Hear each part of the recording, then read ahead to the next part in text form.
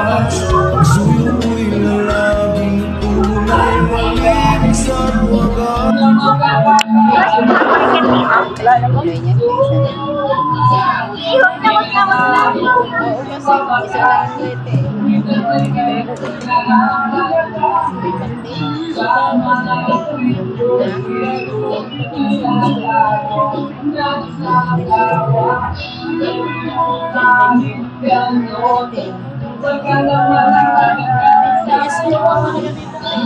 Kasi ang hindi makatid gawa ng puti.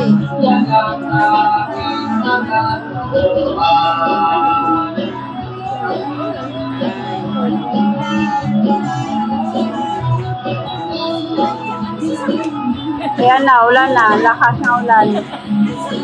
Ngayon lang umulan. Pero ingit tayo dyan na. Kasi malaki po ang alon. Nakikita po namin yung mga basura, yung mga nakadikit na po sa langis. Yung alon, may langis talaga siya. Kaya ang ilalim din, ang pagpapawanikan. Bakit? Pilipinas po. Oo. Ay, may babaw lang eh. Ayan. Ito mga to, ibaba. Talagang pinakpal po muna namin kasi hindi po siya pwedeng dapat mamasa para hindi siya magbalat din sa daan ng oil. Ang nakolekta nilang basura ng araw na yun, umabot ng 40 sako. Yung mga basura na kuha nila, hindi na makakambay na Kulang sa'yo ang isa. kulang isa sa manunugod na barko. Ano ba yung structure ng munisipyo? Kailangan nakasako? Ito ba, ibaba na.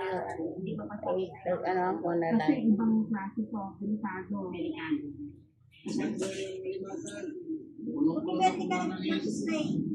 Ang 40 kilos na animas. Marami kaming customer eh. Pagod kami. Hindi na raw nila ito naibenta. Estimate ko po, Paglinggo. ito po yung lambat na nag-video ko, may namang alimasan. Wala ano na sa kubukas. Ito yung na Diretso.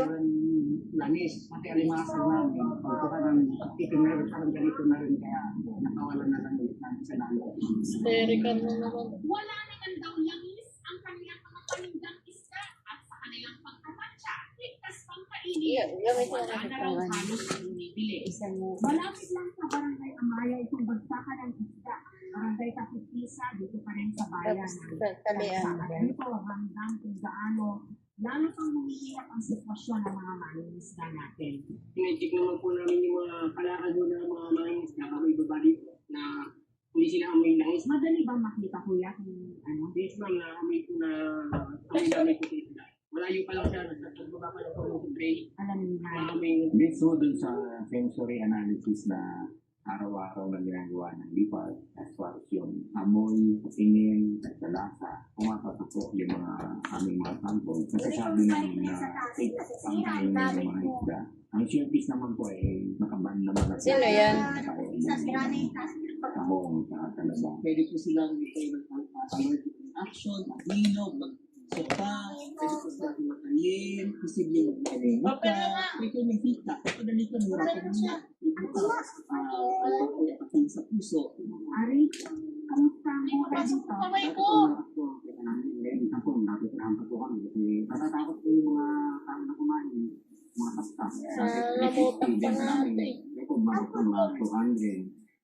Oh, para mag-ano, di ba? Hindi pa natin gente. Minsan kumikita kami ng mga kaligo. Ngayon, wala pang kita. Problema ngayon Mga alagyan, di ba? saan hindi na natangkasan, lalo at balik eskwela na ang kanyang mga anak. Hindi namin alam kung may ubo to. At kung hindi yung ubo, hindi namin alam kung paano kung nakakabalagbuwa. Ang diskarte naman ni Ronald, ang mga hindi maibenta, ginagawa na lang tulog. Mga isda ho ito. Ito po, siya yung umuhang sa Taling pa, dati po yung Ha? nabibili Taling dito pa. ng balot na 100 pesos. Ngayon po, Yan na. nilibis na po. Pwede ipit. Mahirap po din sa labas. Ah, ipit lang. Ipit lang sa ipit. Sa ipit na ano kanina. Para po mabenta pa.